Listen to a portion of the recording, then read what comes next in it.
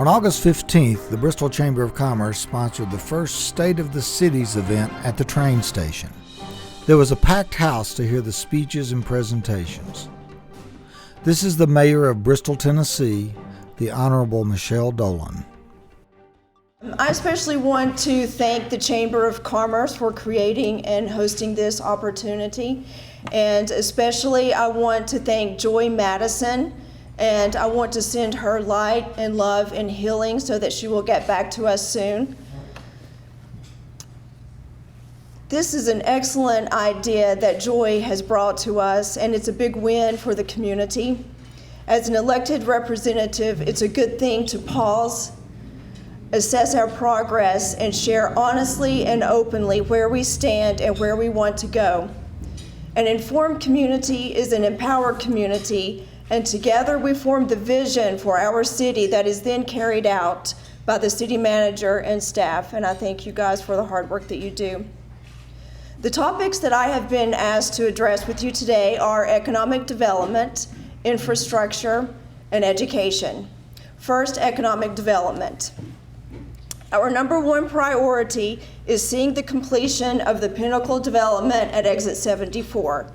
This project is a game changer for our community and will serve as a platform to recruit professional and skilled jobs to our area.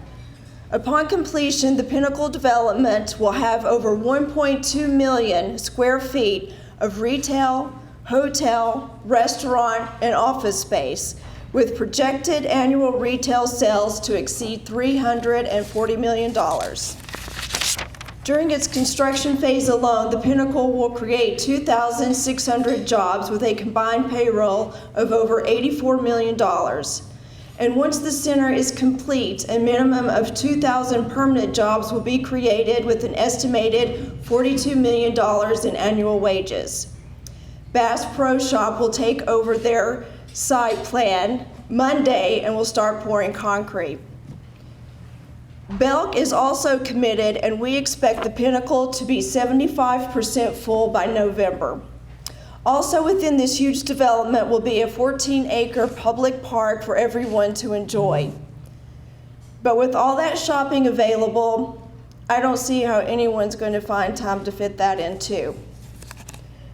That was funny.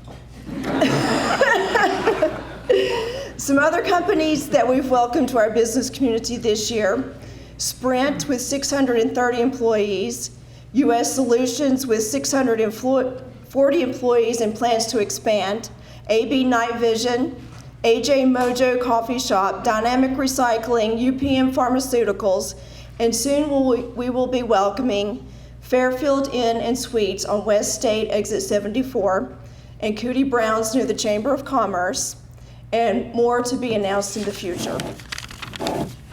Secondly, infrastructure is our greatest strength. We are poised for growth in this area. We are exceptionally strong in police, fire, parks and recreation, water, electric, and fiber optic service. We have over 300 acres of land available in 3 business parks alone. We have Partnership Park 2, which can be serviced by rail service and has 178 acres available. We have Bristol Business Park, owned by BTES, and has 76 acres. We have North Industrial Park, which is home to many manufacturers and has 50 acres available. Another bonus is the availability of fiber optic to the end user provided by BTES, which places us in a unique position to recruit high-end users of internet services. We are currently targeting call centers and data centers, and our designation as a 1 gigabit community is a high interest to all prospects when they find out about our capabilities. Bristol was recently named by a consumer advocacy website as one of the top 10 cities in Tennessee to raise a family, and that brings us to our final topic, education. Bristol has much to be proud of when it comes to our schools, and I can say that with all the confidence in the world. My oldest son, Corbin, graduated from Tennessee High School in '09. He has served a year in Afghanistan and is currently employed by the federal government. My daughter Anna graduated in 10, and she's completing her senior year at Belmont in Nashville with international studies major, and she's been to 8 countries so far this year. My youngest daughter Megan is a senior this year at Tennessee High School, and she just got back from a 3-month tour with Drum Corps International, where she was the youngest member of Carolina Crowns who placed first in the World Championship. And so you're probably thinking, well, you know, your kids are doing so good. Is that because you're such an awesome mother? And if you ask them, they will tell you no. And if you happened to be at Tennessee High earlier this year when my daughter was caught attempting to lay out of school, and I went down there and I took her car keys away from her, and as I was leaving the building, she chased me down the hall and out the door screaming, "Give me my car keys back, I hate you, you're a terrible mother." Or, you know, it's such great things happening in their life because they have this wonderful public education. And if you ask them that, they will say, "No, we hate public schools. It smells like feet, it's horrible, and you're an exceptionally wicked mother for making us go there." But I think they're doing pretty good. And I can guarantee you that Tennessee High is putting out some great kids and that they're going to do great things in their lives. A new school initiative that I'm excited about is digital conversion. This year, every student at Vance Middle School will receive a laptop after Christmas break.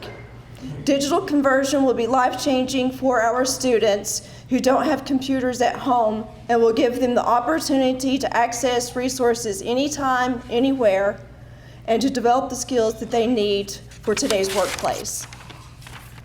At the top of our educational goals, besides graduating smart and skilled students, is upgrading our school facilities.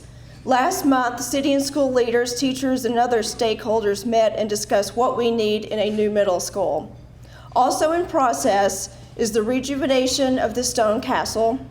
Following this year's football season, Tennessee High will install artificial turf. While this is not without controversy, it will allow the field to be used daily by the school and other organizations in the community.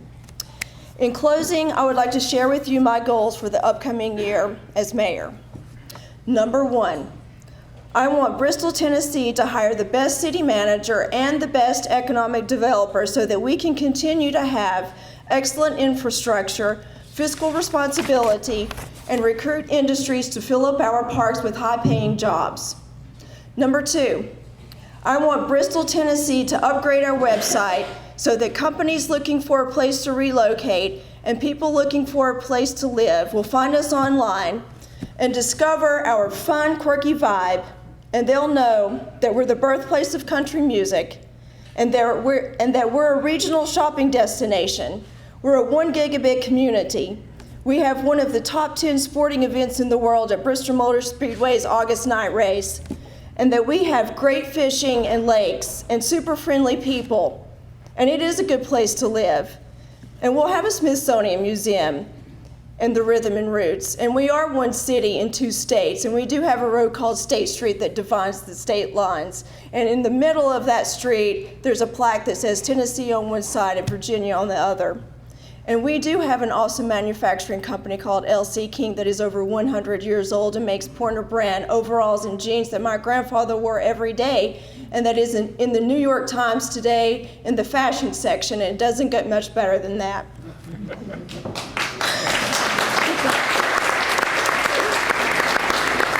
And number 3, I want Bristol, Tennessee's education level to increase. Over half of our students receive free or reduced lunches, and while the kids can't do anything about that, their parents can.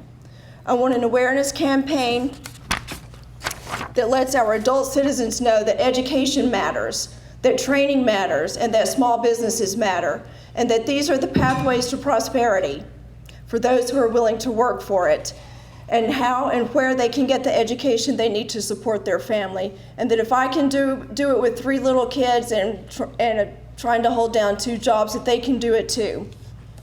And that's some of the highlights of what's going on in Bristol, Tennessee. And I thank you guys for showing up and listening and being involved in the community. Thank you.